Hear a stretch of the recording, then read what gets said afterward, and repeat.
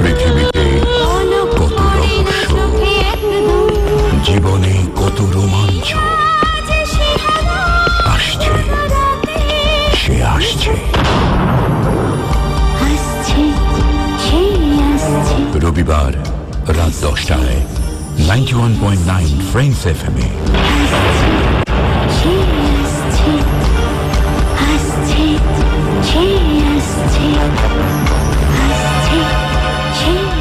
রহস্য রোমাঞ্চ আসছে, সে আসছে।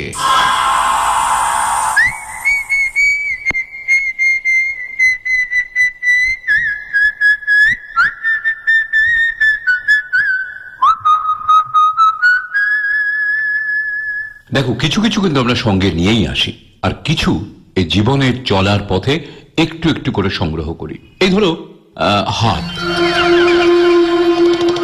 দুটো হাত নিয়ে তো সব মানুষই জন্মায়। তারপর সেই হাতের আলাদা একটা চরিত্র তৈরি হয় জীবনের আবর্তনে। হাত দিয়ে যে কত কাজ আমরা করি। আচ্ছা, হাত নেই এমন মানুষ কি জন্মায়? হয়তো জন্মায়, তবে খুব রেয়ার, কোনো সন্দেহ নেই। আর যদি বলতে আরম্ভ করি, দেখো, এই হাত দিয়ে আমরা খাই, জিনিস ধরি, রাখি, সরাই। আর ডেফিনিট প্রফেশনাল অ্যাকশন বলতে গেলে এই হাত হারমোনিয়াম বাজায়, সেতার, সরোদ, বেহালা, ম্যান্ডোলিন, এসরাজ, তারপরে ধরো বাঁশি, ক্ল্যারিওনেট, স্যাক্সোফোন, সিনথেসাইজার, ওদিকে তবলা, ঢোল, ঢাক, অক্টোব্যান্ড, আর পাচ্ছি না বাবা।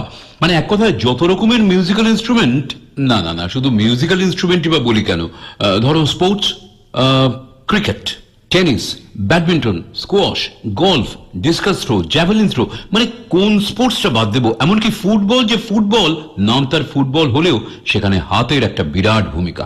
না, হার মানছি, হাতের কার্যকারিতার কোনো শেষ নেই। অন্তত বলে যখন শেষ করতে পারবো না, তখন আর না না না না, অন্তত দুটো আরো কাজের কথা না বললে তো চলবেই না।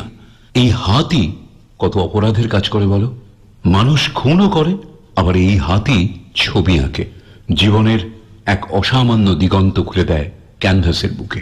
ও বাবরে বাবরে বাবরে বাবরে বাব, হাত নিয়ে প্রায় হাতাহাতি করি, মানে মাথায় হাত ওঠবার জোগাড় হয়েছিল আর কি। আসলে এত কথা উঠে এলো কেন জানো? অভিশপ্ত হাতকে ঘিরে। আনন্দ বাগচির রহস্য গল্প অভিশপ্ত হাত।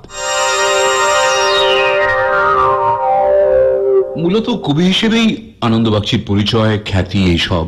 ঠিক এই মুহূর্তে মনে পড়ছে সদ্য প্রয়াত সুনীলদার সম্পাদনায় সাড়া জাগানো কৃত্তিবাস পত্রিকার তার দুজন সহযোগী সম্পাদক ছিলেন প্রথম সংখ্যাতেই, দীপক মজুমদার আর এই আনন্দ বাগচি। কিন্তু আনন্দ বাগচি যে রহস্য কাহিনীও রচনা করেছেন, বিশ্বাস করো এই গল্পটা পড়ার আগে আমিও জানতাম না, জানতামই না। আর ছবি আঁকার জগৎ সম্পর্কে যে তার এত অসাধারণ স্টাডি, তাই বা কে জানতো। এক কথায় ক্যা বাত। না না, আগে থেকে তোমাদের বায়াস করে দিচ্ছি না, তবে আজ কিন্তু একটা স্পেশাল ট্রিটও তোমরা পাবে। কেন এই হাতের কথা বলতে গিয়ে এত মিউজিক্যাল ইনস্ট্রুমেন্টের কথা মনে পড়ে গেল, তার একটা ডেফিনিট কারণ তো আছেই। অভিশপ্ত হাতে দুরন্ত একটা ক্যারেক্টারে আছে শ্রীকান্ত আচার্য। বিশ্বাস করো, স্টোরি লাইন আপটা শুনেই শ্রীকান্ত একদম লাফিয়ে উঠেছিল। যেই না বললাম এই ক্যারেক্টারটা করবে, ও ইনস্ট্যান্ট বলল ডান। চলো তাহলে ছবি আঁকার জগতে ঢুকে পড়ি সবাই মিলে। ছবি আঁকার জগতেও যে এত রহস্য থাকতে পারে, কে জানতো রে বাবা। আনন্দ বাগচির শিহরণ জাগানো রুদ্ধশ্বাস রহস্য কাহিনী অভিশপ্ত হাত।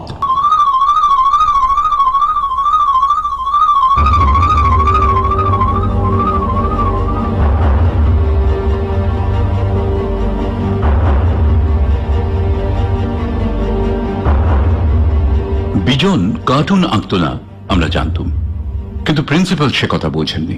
তিনি বিজনকে ভুল বুঝেছিলেন, আর তাই আর্ট কলেজ থেকে পাশ করে বেরোবার আগেই বিজনকে বেরিয়ে যেতে হয়েছিল। বিজনকে এক কথায় চেনাতে হলে তাকে বলতে হয় থট পেন্টার। অসাধারণ, অবশ্য অসাধারণ হলেও বিজন আমাদের ঘনিষ্ঠ বন্ধু ছিল, আমার আর পরেশের। আমরা ছিলাম আর্ট কলেজের সাধারণ স্তরের ছাত্র। বর্ণপরিচয় এবং রেখার জ্ঞান আমাদের 8-5টা ছাত্রছাত্রীর মতোই হয়েছিল। আমরা যা দেখতাম তাই আঁকতে পারতাম। শিল্পের ব্যাকরণ, রঙের সন্ধি আর সমাস, শরীরতত্ত্ব বা অ্যানাটমি এসবই ছিল আমাদের নখদর্পণে, অর্থাৎ তুলি কলমের ডগায়, কিন্তু তার বেশি কিছু নয়। আর বিজনের হাত ছিল অন্য ধাতুতে গড়া। বিজন চক্ষুষ্মান ছবি আঁকিয়েছিল না, তার তুলি ছিল তীক্ষ্ণ এবং অসাধারণ। এক অন্ধ আবেগে ভেতর থেকে বিজনের ছবি আসত। কলেজ থেকে বেরিয়ে দেখলাম নিছক শিল্পচর্চা করলে আমাদের পেট ভরবে না। বাংলাদেশে ছবি আঁকে এঁকে কেউ বসিয়ে খাওয়াবে না। প্রকাশক আর সম্পাদকদের দরজায় দরজায় ঘোরাফেরা শুরু করলাম। গল্প উপন্যাসের ছবি আঁকার ইলাস্ট্রেশনের কাজ যদি পাওয়া যায় তো কিছু কিছু ঘনিষ্ঠতাও হলো। যা হলো সে আমার আর পরে সে। বিজন বেচারি ক্রমশ কোণঠাসা হয়ে পড়ল। আমরা সামান্য যা রোজগার করি বাসা ভাড়া দিয়ে তাতেই কোন রকমের দিন গুজরান হয়। কোনো কোনো দিন পকেটে পায় পয়সাটাও থাকে না, একেবারে তলানি। আবার হঠাৎ করে কাজ এসে যায় হাতে, সঙ্গে সঙ্গে আমরা আকবর বাদশাহ। তখন কে কাকে কেয়ার করে? নতুন তুলি কেনা হয়, রঙের টিউব, 2-4 দিন গোল্ড ফ্লেকের ধোঁয়ায় মেজাজ প্রসন্ন থাকে। রেস্তোরাঁর কোণে বসে ভবিষ্যতের স্বপ্ন দেখি। একটা এক্সিবিশন ঝোলাতে পারলে, আর সেই আর্ট এক্সিবিশনে বিজন হবে আমাদের অ্যাসেট। দর্শক তার ছবির মধ্যে রঙের রেখার গোলক ধাঁধার মধ্যে খুঁটে পাবে, এদেশ বলেই এত আশঙ্কা। নইলে হতো ইউরোপ কি আমেরিকা। বিজনের চিন্তার মূল্য নিশ্চয়ই মিলত। বছরখানেক পত্রপত্রিকার কাজ করলাম, কভার আঁকলাম। ভেবে দেখলাম কমার্শিয়াল আর্টে যখন জীবিকাটা বাঁধা রয়েছে তখন আর নিজেদের মান সম্মান খুঁয়ে পস্তাই কেন। একটা স্টুডিও করতে হবে, একটা অফিসও সেই সঙ্গে। তাছাড়া বিজনের কথাও ভাবতে হবে।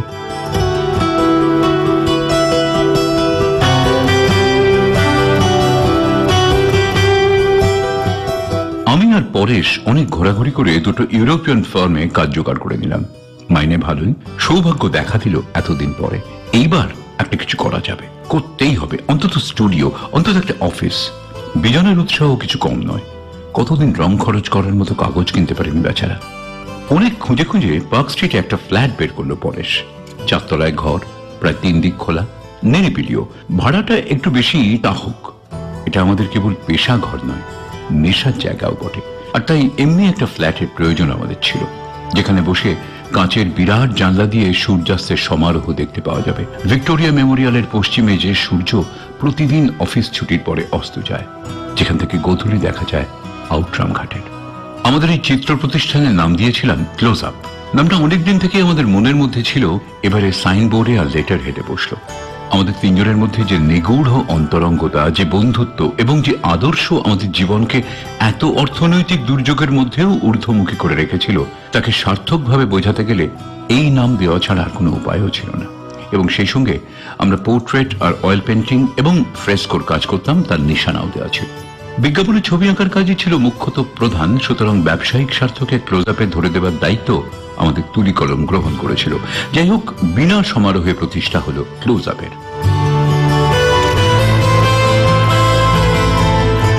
বিজনের কাছেই থাকে স্টুডিওর চাবি। সে যথাসময়ে এসে খোলে, দুপুরটা পার করে দেয়, বিকেল নামে আমরা অফিস থেকে ফিরে আসি। নতুন উদ্যমে কাজে বসি স্টুডিওতে। প্রথম প্রথম যা হয় ফাঁকা, কোনো কাজকর্ম আসে না। নিজেরাই বাইরে থেকে যা জুটিয়ে আনি সেই সব স্কেচ করি, ড্রয়িং করি। এক শনিবারের কথা স্পষ্ট মনে পড়ছে। অফিস থেকে সকাল সকাল স্টুডিওতে ফিরছি আমি আর পরেশ। 4 তলায় উঠে দেখি অফিস ঘরে 2 জন ভদ্রলোক বসে আছেন, কিন্তু বিজন নেই। স্টুডিওর ঘরে গিয়ে দেখি তাজ্জব কাণ্ড। এক ভদ্রলোক মুখে হাসি ফুটিয়ে বসে আছেন, আর বিজন ইজেলে ক্যানভাস সেট করে তার ছবি আঁকছে। আলাপ করে জানলাম কোন একটা ছোটখাটো কোলিয়ারির ম্যানেজার এসেছেন নিজের অয়েল পেন্টিং করাতে। কাগজে আমাদের বিজ্ঞাপন দেখেই আসা। আধ ঘন্টাটা পরে আমাদের শাঁসালো খদ্দেরটি সদল বলে চলে যেতেই আমরা ছুটলাম বিজনের ইজেলের কাছে।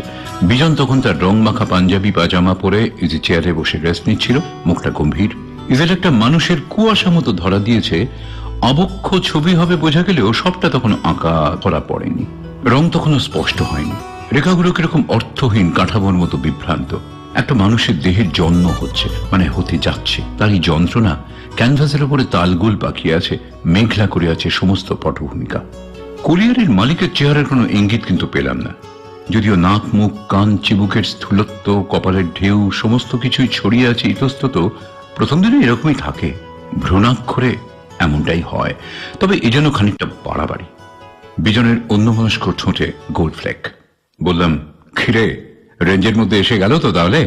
ধোঁয়ার কুণ্ডলি হাতের বাতাসে সরিয়ে দিয়ে বিজন বললে, ক্যারেক্টার এসে গেছে। লোকটা একটা আস্ত কোলা ব্যাং।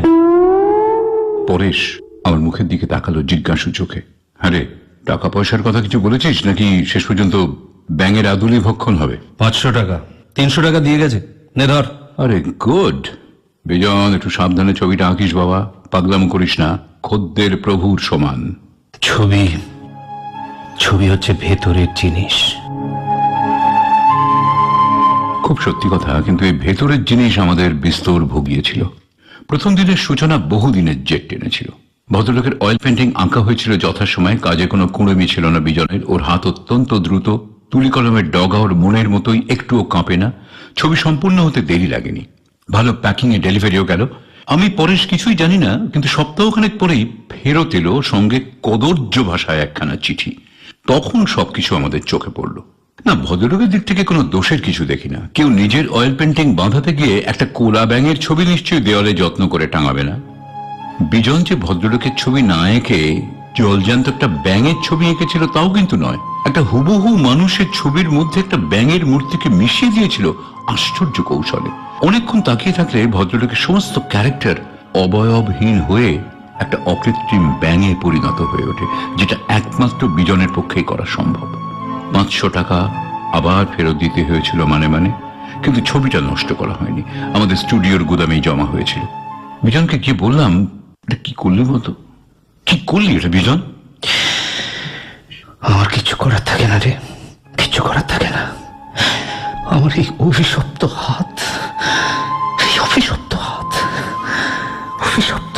পিঠে হাত রেখে বলেছিলাম, ঠিক আছে, ইটস অল রাইট। কমার্শিয়াল রাস্তাটা তো নয় বিজন, তুই আঁক, তোর মন যা চায় তুই আঁক, স্বাধীনভাবে আঁক, আমরা তো আছি।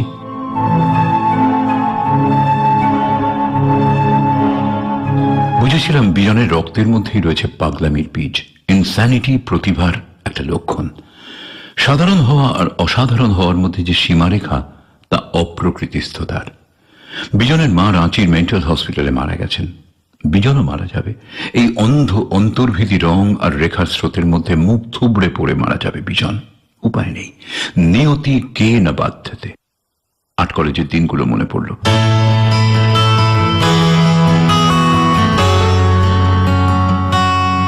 আমাদের স্টাডির বিষয় ছিল ফুচকাওয়ালা, বুটপালিশ ছোকরা, দেহাতি মেয়ে পুরুষ, প্রেমিক প্রেমিকা, বেওয়ারিশ কুকুর, ফেরিওয়ালা, বাসের জানলায় বসা কোনো বাসবদত্তা। প্রকৃতির ছবির সঙ্গে সঙ্গে ল্যান্ডস্কেপের পাশাপাশি অগণিত মানুষের চলন্ত স্কেচ এঁকেছি। প্রায় এমন হতো, বিজন চাপা গলায় বলে উঠতো, দেখ দেখ দেখ, একটা ক্যাঙ্গারু আসছে। কিংবা বলতো, বক দেখেছিস, বক বক বুঝছি। কখনো বলতো, ঝুনঝুনওয়ালা চলেছেন, ও এই যে প্রফেসর। হাতুড়ে বদ্যি চলেছে, আর ওইটা ইন্স্যুরেন্সের দালাল। ছেলে মানুষ বলে তখন উড়িয়ে দিতে পারত না বিজনের রানিং কমেন্ট্রি। সেদিনের সেই সব মন্তব্যগুলোই যেন কাগজে কলমে ধরতে শুরু করেছে বিজন। ডুয়াল পার্সোনালিটির মতোই মানুষের দৈহিক দুটো রূপ আছে, একটিতে তার জীবন, অন্যটি তার চরিত্র। কিন্তু তখনও বুঝিনি বিজনের হাতের আঁকিবুঁকি জ্যোতিষের মতো মানুষের গহনের পরিষ্কার মানচিত্র বলে দেয়। বিজন থট পেইন্টার ছিল, সে বিষয়ে কোনো ভুল নেই। আমরা তার অতিলৌকিক ক্ষমতাকে ইনস্যানিটি বলে ভুল করেছি। আমাদের ক্লোজ আপ শেষ পর্যন্ত কিন্তু দাঁড়িয়ে গেল।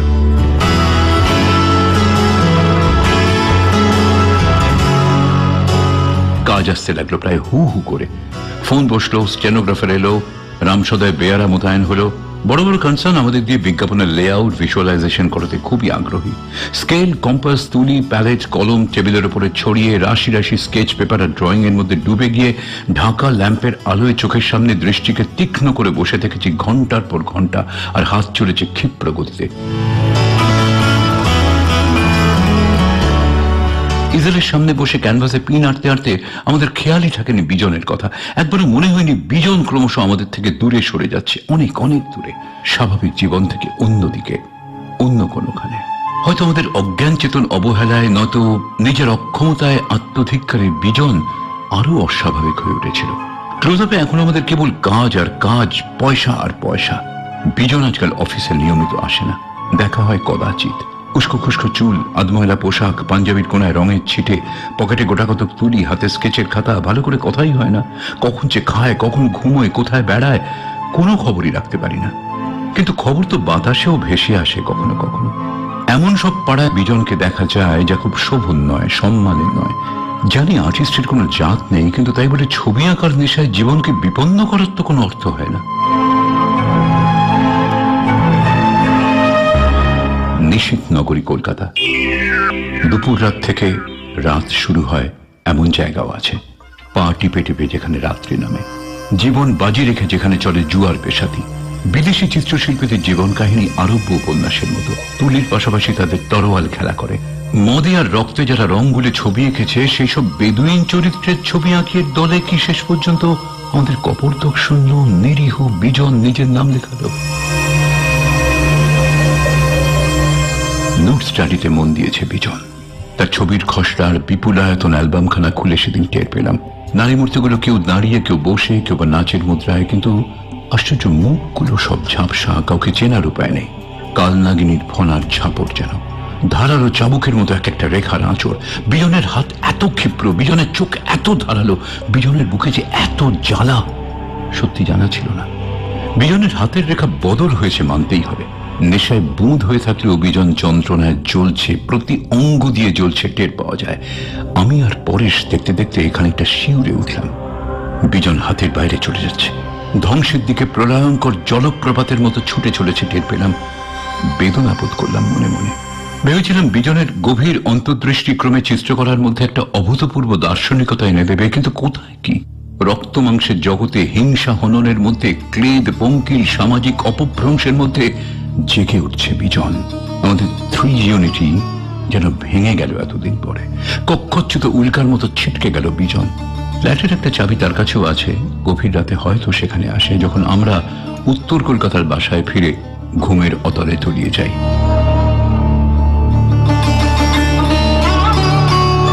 শীতের রাতগুলো এমনি করেই পার করে দিচ্ছিল বিজন। কখনো শুনি মধ্য কলকাতার 2-1টি রাস্তায় তার ছবির মোবাইল এক্সিবিশন হয়ে গেছে ইতিমধ্যে। কখনো শুনি সস্তায় স্কেচ বিক্রি করছে বিজন। কখনো শুনি অদ্ভুত ধরনের মেয়েদের সঙ্গে তাকে ঘুরে বেড়াতে দেখা গেছে শহরের বিভিন্ন জায়গায়। রাত্রিরে শোবার সময় ঘুমের আগে ওর কথা মনে পড়তো ভীষণভাবে, কিন্তু দিনের বেলায় অসংখ্য কাজের চাপে কোথায় যে হারিয়ে যেত বিজন, তাকে খোঁজবার কথাও আর মনে থাকতো না।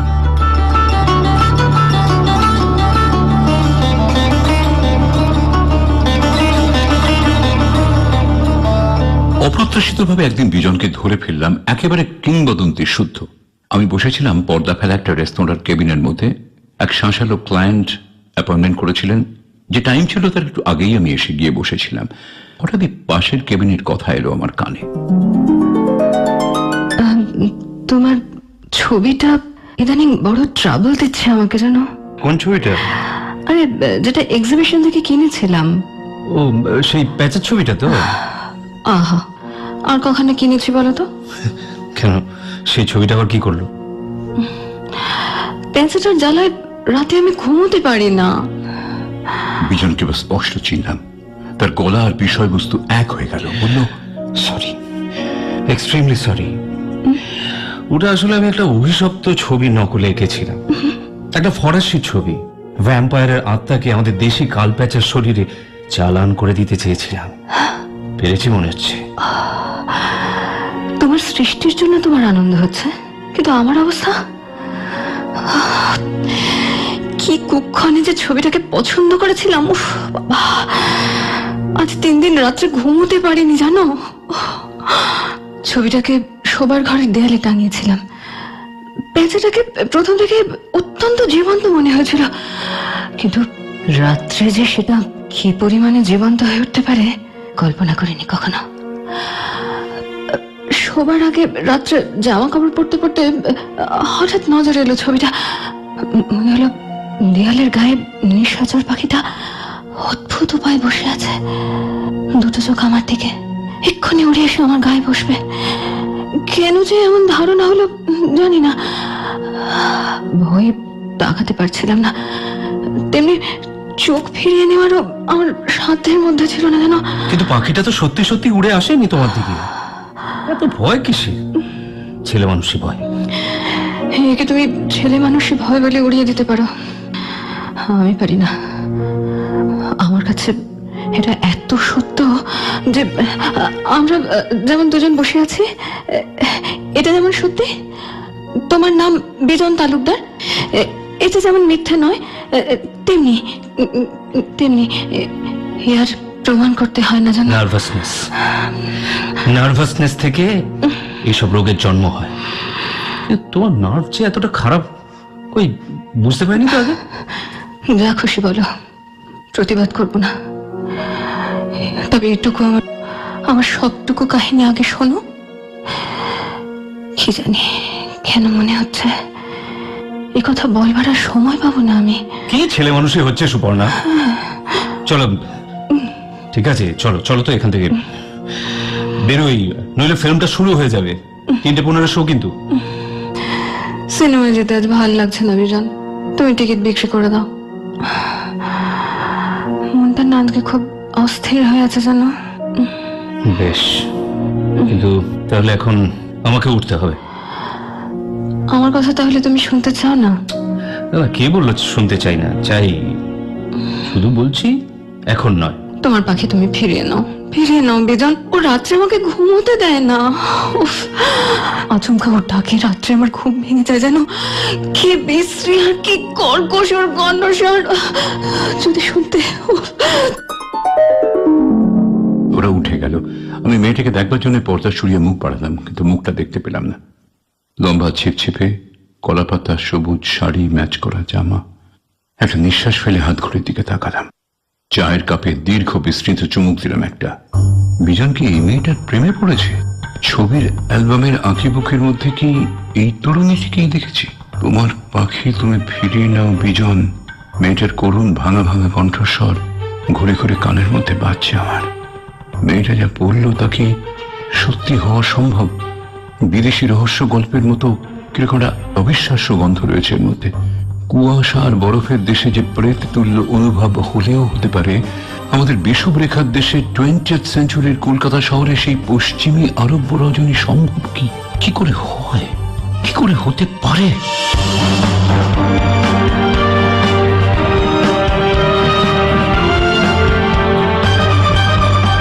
সাত সকালে আর এক চমক। গরম চা নয়, খবরের কাগজ নয়, কাজের লোকটি উদয় হলো, হাতে একটা visiting card. Detective inspector Satyen Ghoshal এসেছেন আমার সঙ্গে দেখা করতে।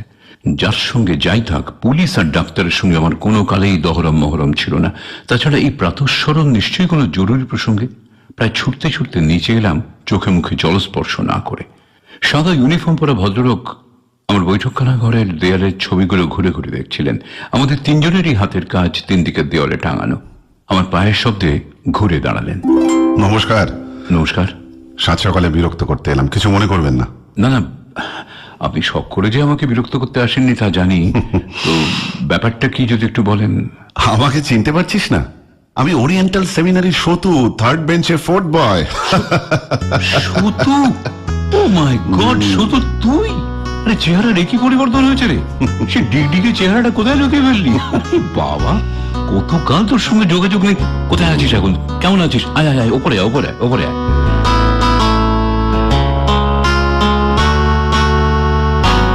একসঙ্গে চা খেতে খেতে অনেক গল্পই হলো। দেখলাম ও আমার অনেক খবরই রাখে, বিশেষ করে ক্লোজ আপ সম্পর্কে। পরেশ আর বিজনের কথাও জিজ্ঞেস করলো কথা প্রসঙ্গে। জানালাম ওরা দুজনেই আমার পার্টনার। চা শেষ করে সতু বলল, এবার তোকে আসল কথাটা বলি। আমার সঙ্গে চল, এক জায়গা থেকে ঘুরে আসবি। নিজের স্বার্থেই তোকে ডাকছি। একটা ইনভেস্টিগেশন এসেছিলাম এই দিকেই। ব্যাপারটা অবশ্য খুবই স্যাড।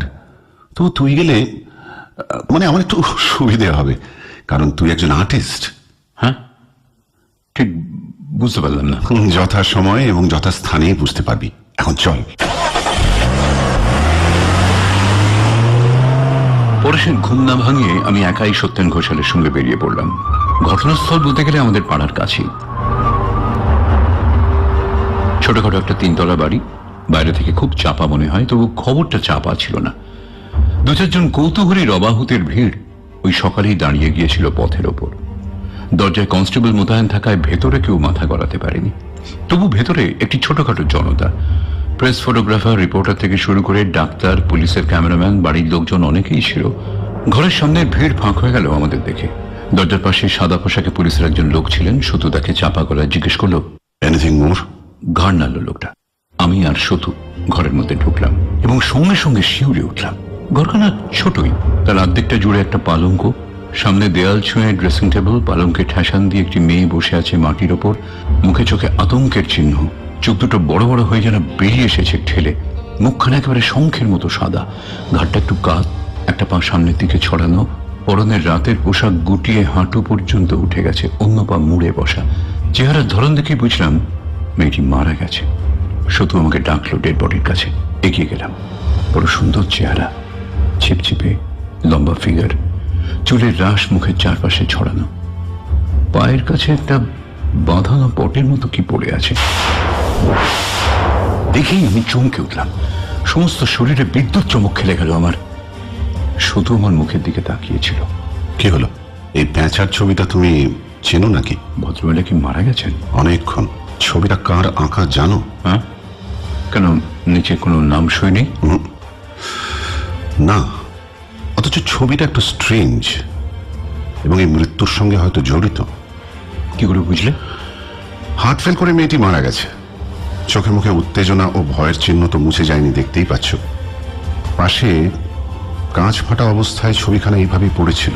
তা থেকে অনুমান করা যেতে পারে যে এই ভয় পাওয়ার পিছনে ছবিটার কোনো ভূমিকা ছিল। দেওয়ালের ছবি মাটিতেই বা পড়তে গেল কেন? শুধু এইটুকু দেখে তুমি এই সিদ্ধান্ত করছো? না, মৃতের চোখের দিকে তাকাও, দৃষ্টিটা কোন দিকে দেখো। দেওয়ালের দিকে, অনেকটা উঁচুতে। ওখানে কি কিছু দেখতে পাচ্ছ? কই না। অবশ্য যদি ছোট পেরেকটার কথা তুমি ধর্তব্যের মধ্যে আনতে চাও। ঠিক তাই, ঠিক তাই। ওই পেরেক এই মৃত্যুর দিকে আঙুল বাড়িয়ে রয়েছে। পেরেকটা ভালো করে দেখতো, ওটা সম্বন্ধে যা যা দেখছিস এবং মনে হচ্ছে বলে যা। পেরেকটা দেয়ালে মনে হচ্ছে নতুন গাঁথা। কোনো ছবি টবি টাঙাবার জন্যই ওটাকে পোঁতা হয়েছিল। সম্ভবত প্যাঁচার ছবিটা ওখানেই ছিল এবং সেই ছবির দিকেই তাকিয়ে মেয়েটা ভয় পেয়েছিল। ইউর রাইট, ছবিটা স্ট্রেঞ্জ ইন কাইন্ড, একটু বেশি মাত্রায় জীবন্ত। এই প্যাঁচার চোখের মণিতে যে রং ব্যবহার করা হয়েছে, এই রং রাত্রে জলে। আর তাছাড়া দেখছি চোখের মণির ইনার ডিজাইনটাও এমন ভাবে করা হয়েছে যে দেখলেই মনে হবে মণিটা ঘুরছে। এক্সেলেন্ট, এই জন্যই তোকে এনেছি। এবার ছবিটার ইতিহাস বল। ওটা কার আঁকা বলে মনে হয় তোর? নিশ্চয়ই তোর বা তোদের গ্রুপের কারো নয়। না, আমার নয়, আমি জানি। এই ধরনের রেখা রঙের ব্যবহার কিন্তু আমাদের মধ্যে একজনই করতে পারে। কে? বিজন তালুকদার। পার্টনার? এখন কোথায় পাওয়া যেতে পারে তাকে? এটা বলা ভারী শক্ত। কার কাছে গেলে? কেউ বলতে পারবে না। খেয়ালি মানুষ, সংসারে কোনো পিছু টান নেই। তুলি, রং আর আঁকা ছবি নিয়েই বিজনের সংসার। Stranger than fiction. ওর সঙ্গে তোমার কতদিনের পরিচয়? 8 কলেজ থেকেই। কিন্তু ওর সম্বন্ধে এত কথা জিজ্ঞেস করছিস কেন বলতো?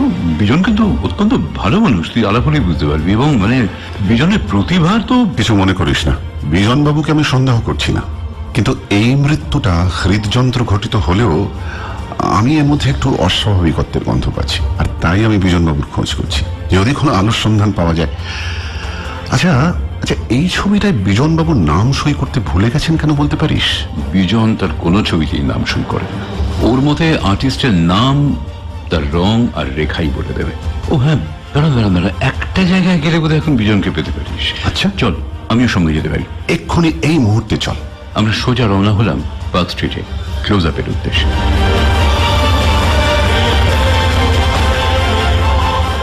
কিন্তু আমাদের ছোটাছুটি সার হলো। ক্লোজ আপের ফ্ল্যাট বন্ধ, বিজন সেখানে নেই। বোধহয় গত রাত্রে শুতেও আসেনি। আমার কাছে চাবি ছিল স্টুডিওর। সতুকে নিয়ে বসলাম। এইবারে ধীরে সুস্থে ওর মুখ থেকে মেয়েটির ইতিহাস শুনলাম। মেয়েটির নাম সুপর্ণা সেন, চিত্রজগতের সাম্প্রতিক আবিষ্কার, অর্থাৎ প্রতিভাবান চিত্র তারকা।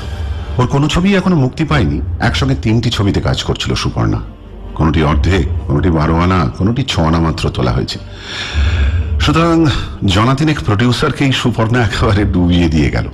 নায়িকার অকাল মৃত্যু অন্তত বাইরের দর্শক বুঝবে না, কিন্তু আশ্চর্যের ব্যাপার, মাত্র মাস 2 আগেও ইন্স্যুরেন্সের যে মেডিকেল রিপোর্ট, তাতে সুপর্ণা সেনের স্বাস্থ্য সম্বন্ধে উচ্ছ্বসিত বিবরণ লেখা হয়েছিল। অবশ্য ডাক্তারি ভাষায় যতখানি উচ্ছ্বাসের অবকাশ থাকা সম্ভব। চিত্রতারকা হলেও তার মধ্যে কালচারের চিহ্ন যথেষ্ট পরিমাণে ছিল। কলেজের পড়া তার শেষ হয়েছিল, সংসারে সুপর্ণার এক প্রৌঢ় বিপত্নিক এবং নিঃসন্তান মামা আর এক বিধবা পিসি ছাড়া আর কেউ ছিল না। এরা দুজনেই এই বাড়িতে বাস করতেন। মামা মেডিকেল রিপ্রেজেন্টেটিভ, রোজগার মোটামুটি ভালোই। পিসি স্কুল মিস্ট্রেস, ছোট ছেলে মেয়েদের নিয়ে মশগুল হয়ে থাকেন। তিনজনের মধ্যে সম্পর্ক অতি মধুর ছিল। একসঙ্গে খাওয়া এবং গল্প করা তাদের অভ্যেস ছিল। পিসি এবং মামা দুজনেই সুপর্ণাকে নিজের মেয়ের মতো ভালোবাসতেন, আর সুপর্ণাকে যে দেখেছে সেই ভালোবেসেছে। এমনকি বিজনও। কিছু বললি? হ্যাঁ, না না, বল। হ্যাঁ, তো যে কথা বলছিলাম, তো বাড়িটা সুপর্ণার বাবার।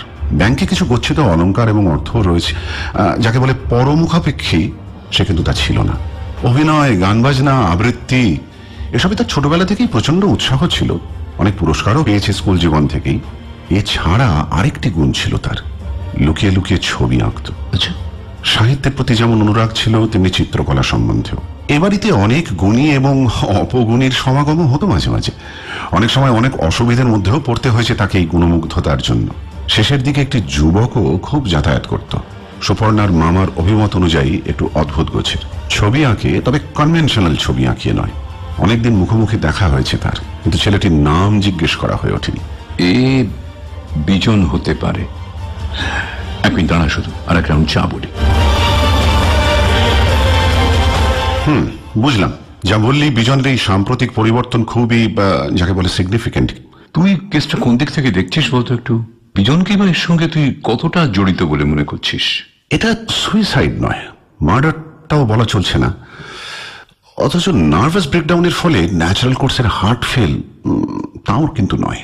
তবে এটা কি, পোস্টমর্টমের আগে সে কথা বলা শক্ত, তবে ডাক্তারি পরীক্ষার প্রাথমিক রিপোর্ট অনুযায়ী মনে হচ্ছে কোন রকম মেন্টাল শকের ফলে সুপর্ণার মাথার একটু গোলমাল দেখা গিয়েছিল। সেই শকটি কি তা আমাদের আবিষ্কার করতে হবে। আর এর ফলেই অদ্ভুত যত উদ্ভট চিন্তা ওর মাথায় খেলা করতো রাত্রিবেলায়। শিল্পের মধ্যে, বিশেষ করে ছবির মধ্যে তন্ময় হয়ে যাওয়ার স্বভাব ওর বরাবরই ছিল। ফিল্মের কর্তাদেরও রিপোর্ট তাই। কোনো কোনো সেটে কাজ করবার সময় সুপর্ণা সম্পূর্ণ আত্মবিস্মৃত হয়ে যেত। একটা ভুতুড়ে ছবি, ছায়াময়ী, মারা যাওয়ার আগের দিন সকালেও ইনডোর শুটিং করে ফিরেছে। সেখানকার স্টুডিও রিপোর্ট আমি টেলিফোনে পেয়ে গিয়েছি। কাজেই অপ্রকৃতিস্থ অবস্থায় দুটো ব্যাপার ঘটতে পারে সুপর্ণার ক্ষেত্রে। এক, তাকে হত্যার চেষ্টা, ভয় দেখিয়ে অবশ্যই।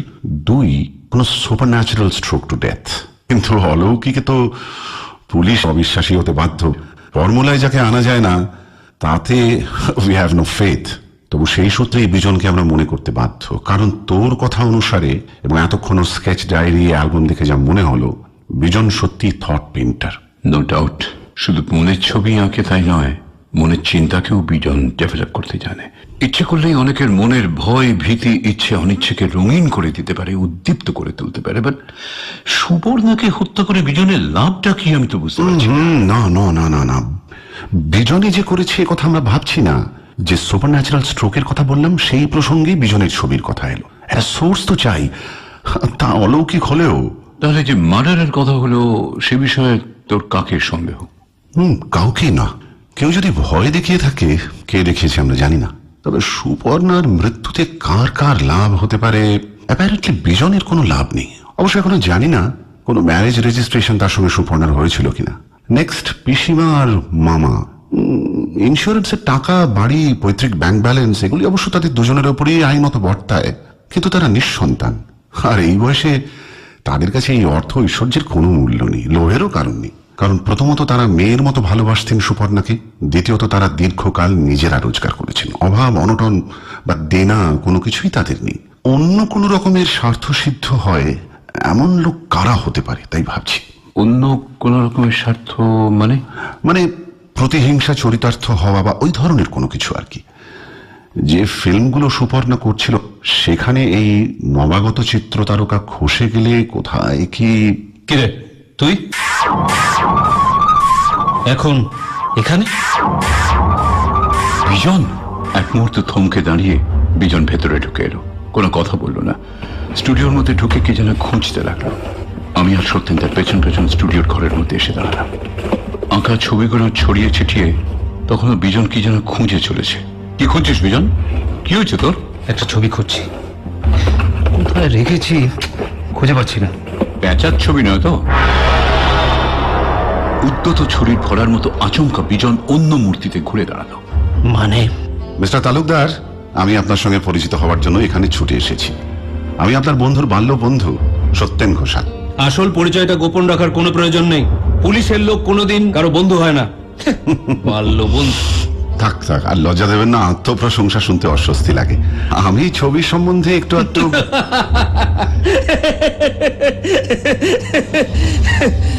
কালো আরো কালো হাত হয়, কিন্তু পুলিশের শখ চিত্রকলায়। কলায় অবিশ্বাস নেই, কিন্তু চিত্র, চলচ্চিত্র ছাড়া আর কোনোদিন জীবনে দেখেছেন কিছু? একটা বিখ্যাত ছবি কিন্তু উনি দেখেছেন বিজন, একটা পেঁচার ছবি। যাক, তুমি নবাগত চিত্র তারকা সুপর্ণা দেবীকে কি চিনতে? আমার কথার এমন প্রতিক্রিয়া হবে আমি স্বপ্নেও ভাবিনি। বিজন প্রথমে একটু চমকে উঠল, তারপর হঠাৎই একেবারে নিষ্প্রভ হয়ে গেল। ভেতরে দারুণ যন্ত্রণা যেন চাপতে চেষ্টা করছে। কিছুক্ষণ কোনো কথাই কইতে পারল না। আমি ভাবলাম এতখানি আঘাত বোধহয় ওকে না দিলেই হতো। হ্যাঁ হ্যাঁ হ্যাঁ, চিনতাম, আমি চিনতাম। সুপর্ণাকে আমি ভালোবাসতাম, তবে চিত্র তারকা হিসেবে নয়। সুপর্ণা ছিল আমার ছবির অন্ধভক্ত। কোথাও কোনো প্রদর্শনীতে আমার ছবি আছে জানলেই ওর আসা চাই। এই সূত্রেই আমাদের পরিচয়। আমি সচরাচর মেয়েদের মধ্যে ওর মতো রুচিবোধ দেখিনি, কিন্তু তার চরিত্র কেমন ছিল, আমার সঙ্গে তার অবৈধ সম্পর্ক ছিল কিনা, প্লিজ প্লিজ এই ধরনের প্রশ্ন আর আমাকে করবেন না। I am fed up with this question. Fed up, just fed up. দু হাতের মধ্যে মুখ গুঁজে বসে পড়ল বিজন। মনে হলো এতক্ষণ শক্ত হয়েছিল যে লোকটা, এবার সে একেবারে ভেঙে গলে ঝরে পড়বে। বুঝতে পারলাম একটু আগে সুপর্ণাদের বাড়িতে গিয়েছিল বিজন, এবং সেখানে নানাবিধ প্রশ্নের জবানবন্দি দিয়ে আসতে হয়েছে তাকে। সত্যেন উঠে গিয়ে বিজনের কাঁধে হাত রাখল। এত সফট হলে পুরুষ মানুষের চলে বিজন বাবু? বিশেষত আপনাদের মতো আর্টিস্টদের। আপনারা হলেন অপারেশন টেবিলে ডাক্তারের মতো অকম্পিত। অন্যের সুখ দুঃখ ব্যথা বেদনা নিয়েই যদিও আপনাদের কারবার। আপনি ঠিক বুঝবেন না আমার দুঃখটা। ওর মৃত্যুর জন্য আমি দায়ী। আমার এই হাত, আমার এই অভিশপ্ত হাত।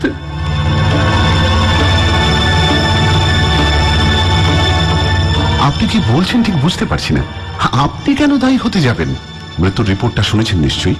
দরজা বন্ধ অবস্থায় রাত্রেই সুপর্ণা দেবীর মৃত্যু হয়েছিল, এবং তার মৃতদেহ প্রথম আবিষ্কার করেন তার মামা।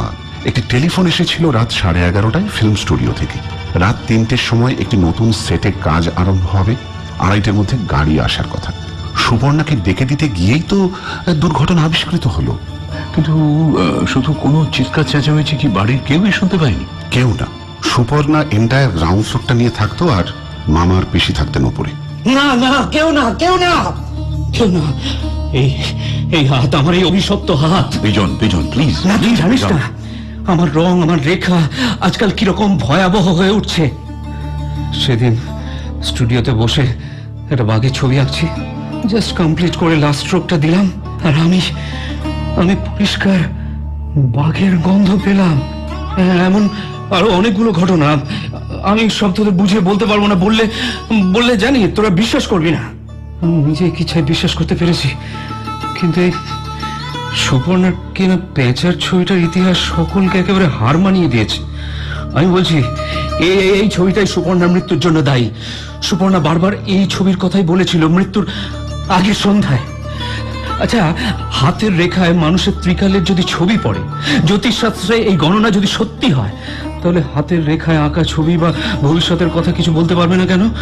যেমন গ্রহসূত্রে বাঁধা পাথর মানুষের ভাগ্যকে নিয়ন্ত্রিত করে, যেমন মন্ত্রতন্ত্রের কিছু কিছু সিদ্ধি আমাদের বিশ্বাসের বাইরে নয়, তেমনি আমার ছবি আঁকার হাত হয়তো দৈবপ্রাপ্ত। বিজন, তুই বিশ্বাস কর, এই হাত আমাকে টানছে। বিজন, এই হাত আমাকে টানছে, এই হাত আমাকে টানছে। উত্তেজিত হলে চলে না বিজন। আমার কথা এখন তোরা বুঝতে পারবি না, কিন্তু আমি ঠিক বলছি, ঠিকই বলছি। আমার এই হাত আমাকে টানছে, আমার এই অভিশপ্ত হাত আমাকে টানছে। আমার হাত অভিশপ্ত, অভিশপ্ত।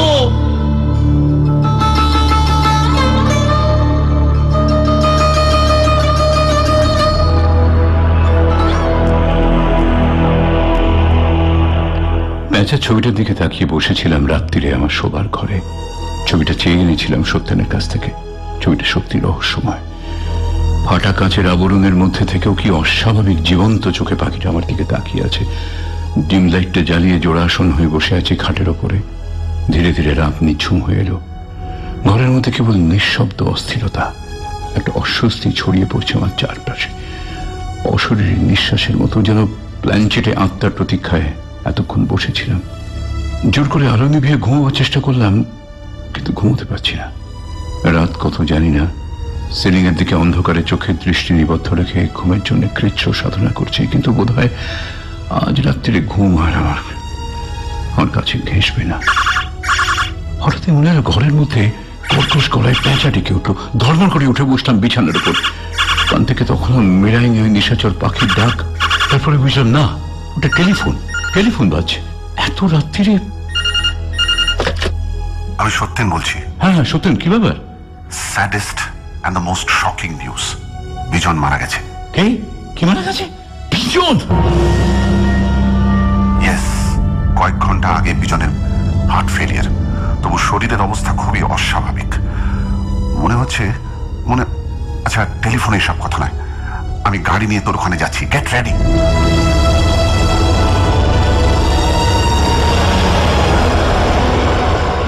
কয়েক মিনিটের মধ্যেই একটা পুলিশের জিপ আমার বাড়ির দরজায় এসে থামলো।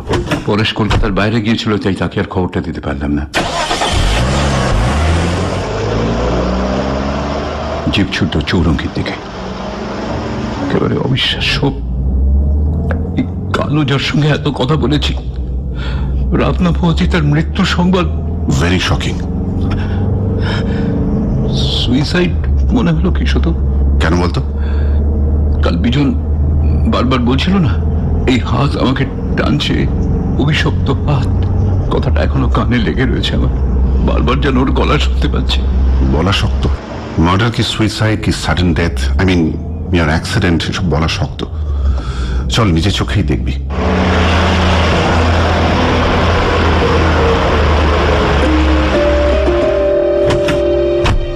চৌরঙ্গি পাড়ার একটি হোটেলের দোতলা। স্যুট কার নামে ছিল জানি না, তবে সেই স্যুটের একটি ঘরে বিজন ছাড়া আর কেউ ছিল না। ঘরের দরজায় খাড়া পুলিশ পাহারা।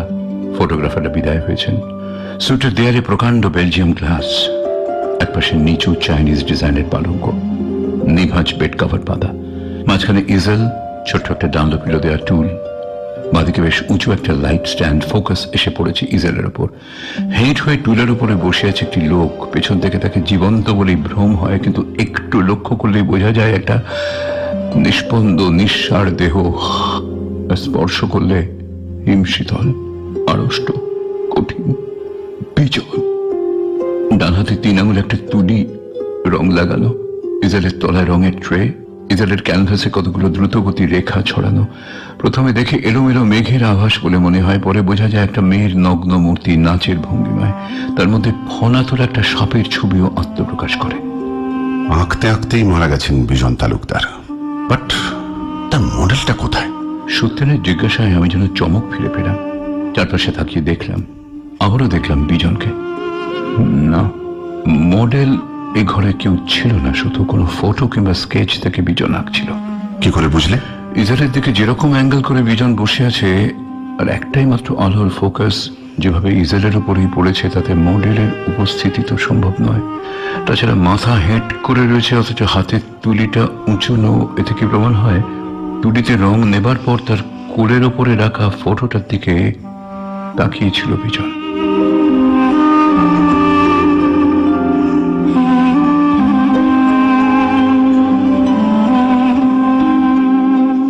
বাথরুমের কাছ থেকে কি সব দেখে আবার ফিরে এলো সত্যেন। তাহলে ঘরের মধ্যে কেউ আসেনি বলছো? ঘরের দরজা জানলা অবশ্য ভেতর থেকেই বন্ধ ছিল, কিন্তু যে মেয়েটির ছবি আঁকা হচ্ছিল, অর্থাৎ যে ছবি বা ফটো দেখে, সেটি তাহলে কোথায়? এই ঘরের মধ্যে কোথাও তো তার কোনো চিহ্ন দেখতে পাওয়া যায়নি। সত্যেন এবার বাথরুমের দিকে গিয়ে বাথরুমের ভেতরে ঢুকে গেল। বেরিয়ে এলো একটু পরেই, হাতে রুমালে জড়ানো কি একটা জিনিস। কি ওটা? দেখি দেখি। থানার ওসি ব্যগ্র কৌতূহল প্রকাশ করলেন। একটা সামান্য প্লাগ বাথরুমের প্লাগ পয়েন্টে আধ খোলা অবস্থায় ছিল, সঙ্গে একটু তারও আছে দেখছি। তাতে কি হয়েছে? আমি বিব্রত বোধ করলাম। সত্যি বলতে কি, সত্যেনের এই গাঁজাখড়ি গোয়েন্দাপনা আমার কাছে ছেলে মানুষই মনে হচ্ছিল। প্লাগ পয়েন্ট একটা প্লাগ পরানো থাকবে, এতে এত চঞ্চল হয়ে উঠবার কি আছে আমি বুঝতে পারলাম না। আমার কথার জবাব না দিয়ে সত্যেন ওসির দিকে তাকিয়ে একটু হেসে দেয়ালের পাশ দিয়ে আই গ্লাস বুলোতে বুলোতে ব্যালকনির কাঁচের দরজার দিকে এগিয়ে গেল। কি যেন দেখলো সেখানে, চুপ করে দাঁড়িয়ে কি ভাবলো, দরজার খিলটা ম্যাগনিফাইং গ্লাস দিয়ে পরীক্ষা করলো। তারপরেই তার চোখ মুখ উজ্জ্বল হয়ে উঠল। Eureka, eureka! সত্যি চাপা গলায় ডাকলো আমাকে কাছে। থানার ওসিও আমার পেছন পেছন এলেন। কি কোন সূত্র টুত্র পাওয়া গেল? ইয়েস। কই কই, দেখি দেখি দেখি। এই যে কাঁচের দরজার লোহার খিল। কাছের দরজায় লোহার খিল? ব্যাস, সূত্র কর মশাই। ওই সূত্র বলেন সূত্র, লোহার খিল বলেন লোহার খিল। আচ্ছা শুধু তুই কি মাথামুন্ডহীন রসিকতা শুরু করলি এখন? আমার কথার কোনো উত্তর না দিয়ে কাঁচের পাল্লা দুটো দেখিয়ে সত্যেন বললে, দেখো তো কোনো দাগ দেখতে পাও কিনা কাঁচের গায়ে। দেখলাম সত্যি কাঁচের পাল্লা দুটোর গায়ে একটা বিরাট পরিধি নিয়ে অর্ধবৃত্তাকার দাগ। কাঁচের দরজায় ধুলো জমেছিল, তার উপরে অস্পষ্টভাবে দাগটা পড়েছে। এ তো লোহার খিলের ঘষা লেগে কাঁচের উপর আঁচড় পড়েছে। এর মধ্যে রহস্য বা সূত্রটা তুই কোথায় পেলি? ভালো করে দেখ দাগটা খিলেরই কিনা। খিলের হলে ভেতর দিকে হবে দাগটা, নইলে। শুধু এই দাগ তো বাইরের পিঠে। ইয়েস। কিন্তু আশ্চর্য, ঠিক খিলের মাপেই দাগটা পড়েছে, এটা কি করে হলো? তবে বুঝতে পারছো যে এই ঘরে বিজনের মৃত্যুর সময় মানুষ ছিল। না, আমি আমি আমি আমি সত্যি কিছু বুঝতে পারছি না। এই দাগের সঙ্গে তোর ওই প্লাগের সঙ্গে মানুষের থাকার কি সম্পর্ক? আর মানুষ যদি এসেই থাকে তাহলে সে বেরিয়ে গেল কোন পথ দিয়ে? বিজনকে হত্যা করে সে কৌশলে ঘর থেকে বেরিয়ে গেছে, আর সেই কৌশলই আমাদের কাছে ধাঁধার সৃষ্টি করেছে। আমরা ভেবেছি এটা আত্মহত্যা। এই শুনুন শুনুন শুনুন, এই হেঁয়ালি রেখে ব্যাপারটা খুলে বলুন তো মশাই। আপনাদের সাসপেন্স আমার হার্টের পক্ষে ক্ষতিকর হচ্ছে। ব্যাপারটা আসলে কঠিন কিছুই নয়। হত্যাকারী বিজনের হালচাল সম্বন্ধে ওয়াকিবহাল ছিল। সে জানতো যে এই রাত্রে বিজন এই ঘরে বসে ছবি আঁকবে, তাই সে আগে থেকে প্রস্তুত হয়ে এসেছিল। বাথরুমে যে হিটারের জন্য একটা প্লাগ পয়েন্ট আছে তাও তার অজানা ছিল না। সে একটা প্লাগ আর কয়েক গজ তার সঙ্গে করে এনেছিল। ঘরের মধ্যে আগে থেকেই লুকিয়েছিল হত্যাকারী। তারপর সময় বুঝে প্লাগ কানেকশন দিয়ে তারের প্রান্তটা নিয়ে বিজনের পিছন দিকে গিয়ে বিজনের ঘাড়ের কাছে সেটা ছুঁয়ে দিতে যা সময় লেগেছে। অল্টারনেট কারেন্ট নির্ভুলভাবে বাকি কর্তব্যটুকু পালন করেছে। ডাক্তারি পরীক্ষার শেষ রিপোর্ট একটু আগে আমি টেলিফোনে পেয়েছি। বিদ্যুৎ স্পৃষ্ট হয়ে মারা গেছে বিজন তালুকদার। আমি বুঝতে পারছি না, হত্যাকারী এত পথ থাকতে ইলেকট্রিক শক দেওয়াটাই পছন্দ করলো কেন? আর সে দরজা জানলা বন্ধ অবস্থাতে ঘর থেকে বেরিয়ে গেলটা কি করে? সব বলছি ধীরে ধীরে। বৈদ্যুতিক পন্থা গ্রহণ করার কারণ, আক্রান্ত ব্যক্তি চিৎকার করার অবকাশ পাবে না। নিঃশব্দে অল্প সময়ের মধ্যে অতি সহজে কাজটা হাসিল হয়ে যাবে। তাছাড়া এই উপায় হত্যা করা তেমন নিষ্ঠুর কাজ বলে মনে হয়নি হত্যাকারীর কাছে, এবং সে ভেবেছিল এই হত্যার ডাক্তারি পরীক্ষায় ধরা পড়বে না। হৃদযন্ত্রের ক্রিয়া বন্ধ হয়ে মারা গেছে তা আরো প্রমাণ সিদ্ধ করার জন্য সে দরজা বন্ধ করে রেখে গেছে। বাইরে থেকে দরজা বন্ধ করেছে সে এক আশ্চর্য উপায়।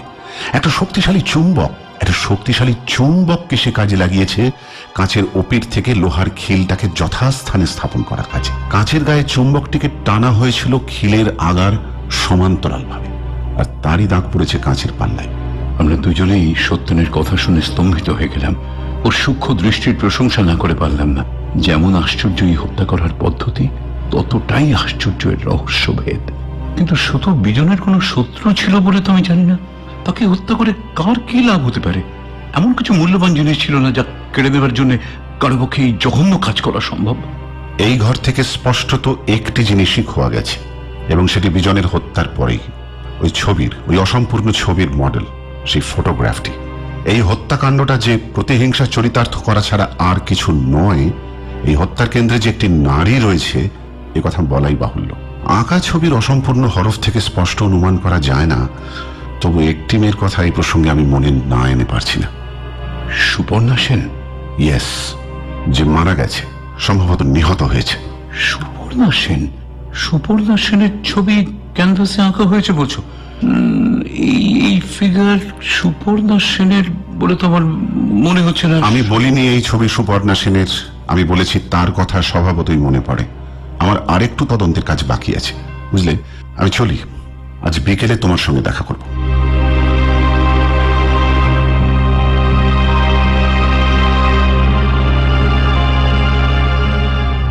আমি যখন চৌরঙ্গে থেকে বিদায় নিলাম তখন চারপাশ রোদে ঝলমল করছে, কিন্তু আমার চোখের সামনে তখন নেমে এসেছে নিঃসীম অন্ধকার।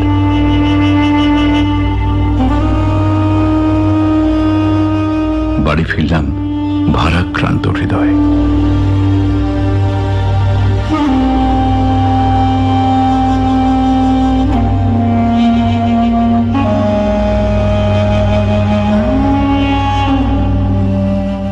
ক্লোজ আপে বসেছিলাম আমি আর পরেশ।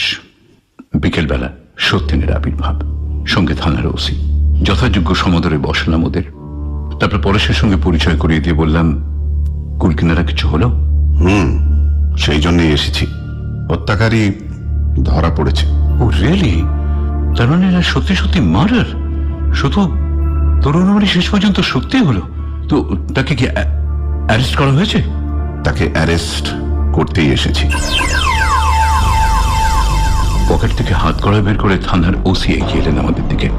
নিষ্ঠুর কর্তব্যটুকু আগেই সেরে ফেলা যাক, তারপর গল্প গুজব করা যাবে। এখন কি বলেন? কি করছেন অফিসার? শুধু এর মানে কি? পরেশ! উত্তেজিত হয়ে প্রতিবাদ করতে যাচ্ছিলাম, পরেশ কিন্তু ইঙ্গিতে আমাকে নিষেধ করে হাত দুটো বাড়িয়ে দিল। আমি বিদ্যুৎ স্পৃষ্টের মতো উঠে দাঁড়ালাম। সমস্ত কিছু ওলটপালট হয়ে যাচ্ছে আমার। বিজনকে হত্যা করবে পরেশ? স্বপ্নে এরকম অবাস্তব কল্পনা আমার পক্ষে সম্ভব ছিল না। শুধুমাত্র আমাদের নিবিড় বন্ধুত্বের জন্য এই কথা ভাবতে আমার কষ্ট হচ্ছিল তা নয়, বিজনের মতো মগ্ন নিঃস্ব চরিত্র শিল্পীকে হত্যা করে কি লাভ পরেশের? আমি খুব দুঃখিত যে এমন একটা মর্মান্তিক ঘটনার সাক্ষী হয়ে থাকতে হলো আমাকে, কিন্তু অপ্রিয় সত্যের ভারবাহী আমরা, উপায় নেই। I am so sorry. শুধু আমি তো এখনো কিছুতেই বুঝতে পারছি না যে এমন একটা অবিশ্বাস্য ব্যাপার। তাছাড়া বিজন আমাদের এতদিনের এত ঘনিষ্ঠ বন্ধু, তাকে হত্যা করে পরেশের কি লাভ? তুমি যথেষ্ট প্রমাণ হাতে নিয়ে কথাগুলো বলছো তো? হ্যাঁ, বলছি। পরেশবাবুর সঙ্গে আমার কোনো স্বার্থের সম্পর্ক ছিল না যে তাকে এমন একটা গুরুতর অভিযোগে অভিযুক্ত করতে যাব। প্রমাণ ছাড়া এক পা আমরা এগোতে পারি না, তা তো তুমি জানো। পরেশবাবুর ঘরে ঘোড়ার খুরের আকৃতির একটা বিরাট চুম্বক আছে, তা আমি আগেই লক্ষ্য করেছিলাম। এ ধরনের চুম্বক আগেকার দিনে দেখা যেত, সম্ভবত কোনো ওল্ড কিউরিও শপ থেকে তিনি হয়তো প্রথম যখন কিনেছিলেন তখন দুষ্প্রাপ্য সামগ্রীর চিহ্ন হিসেবেই কিনেছিলেন, কিন্তু পরে তিনি সেটি অন্য কাজে লাগালেন। ইলেকট্রিক শক দেবার আগে তিনি হোটেলের সেই ঘরের মধ্যেই ছিলেন, কিন্তু ঘরটির মধ্যে লুকিয়ে থাকার মতো জায়গা ছিল না। বাথরুম আত্মগোপন করার নিরাপদ জায়গা নয়। সেই কারণে আমার প্রথমেই সন্দেহ হয়েছিল আততায়ী এমন কোন লোক যে বিজনবাবুর পরিচিত। কিন্তু বিজনবাবুকে যতদূর জানতাম তার পক্ষে কেবলমাত্র দুটি লোককে ঘরের মধ্যে রেখে দরজা বন্ধ করে ছবি আঁকা সম্ভব ছিল। এক তার মডেল, দ্বিতীয় ক্লোজ আপের অন্য সহকর্মী। তোমার কথা শুনেই মডেলের সম্ভাবনা বাদ দিয়েছিলাম আমার ছক থেকে। সুপর্ণা প্রসঙ্গে আমি আরো অনেক খবর নিয়েছিলাম। আমি এও জেনেছিলাম যে পরেশবাবু তার সঙ্গে অত্যন্ত ঘনিষ্ঠভাবে পরিচিত ছিল। তাছাড়া বিজনবাবুর যে দুটি ছবি সম্প্রতি আমেরিকায় চড়া দামে বিক্রি হয়েছে বলে খবর পাওয়া গেছে, সে ছবি দুটি চিত্রকর হিসেবে নাম আছে পরেশবাবুর। কি বলছো শুধু? ইয়েস, সুপর্ণা দেবীর ড্রয়ারে বিজনবাবুর সদ্য লিখিত একটি চিঠিতে তার উল্লেখ আমি পাই। তাছাড়া চৌরঙ্গীর হোটেলের সুইটটি একদিনের জন্য যে অপরিচিত ভদ্রলোক ভাড়া নিয়েছিলেন তার স্বাক্ষর আর পরেশবাবুর হাতের লেখা হুবহু এক। ক্যালিগ্রাফি এক্সপার্ট কনফার্ম করেছে। পরেশবাবুর গোপন ডেরায় হানা দিয়ে আমি বিজনবাবুর আঁকা অন্তত 1 ডজন ছবি পেয়েছি। চিত্রকলায় সামান্য জ্ঞান যেটুকু আমার আছে তাতে আমি বুঝতে পেরেছি সেগুলি ভবিষ্যতে যুগান্তর আনবে। আমাদের সামনেই সেদিন বিজনবাবু তার হারানো ছবি খুঁজছিলেন। তাছাড়া দেখো, এই ফটোগ্রাফ নিশ্চয়ই চিনতে পারো। একটা নোট ছবি বের করলো পকেট থেকে। না, সুপর্ণার ছবি নয়, কিন্তু ক্যানভাসের ভঙ্গির সঙ্গে হুবহু মিল খায় এমন একটি অপরিচিত নারী মূর্তির ছবি। এটিও পরেশবাবুর ডায়েরির মধ্যে পেয়েছি আজকে। আর কোনো প্রমাণ চাই? আর কোনো প্রমাণ?